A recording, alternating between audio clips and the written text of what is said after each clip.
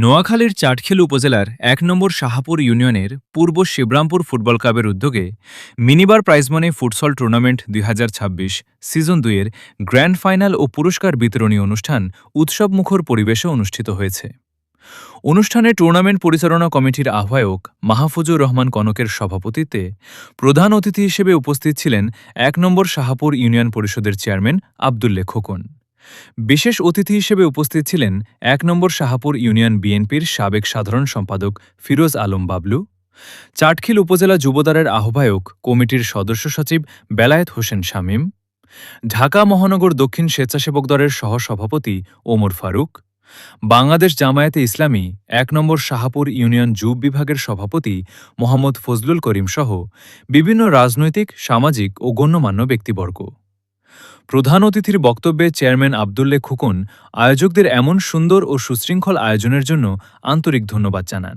তিনি বলেন, খেলাধুলা মানুষের মনকে প্রফুল্ল ও সতেজ রাখে। তরুণ সমাজকে মাদক ও বিভিন্ন নেশাজাতীয় অভ্যাস থেকে দূরে রাখতে খেলাধুলার কোনো বিকল্প নেই। খেলাধুলা শুধু বিনোদনের মাধ্যম নয়, এটি সুস্থ, সুন্দর ও কর্মক্ষম জীবন গঠনের অন্যতম ভিত্তি। তাই নতুন প্রজন্মকে নিয়মিত খেলাধুলার সঙ্গে সম্পৃক্ত রাখতে সবাইকে এগিয়ে আসতে হবে।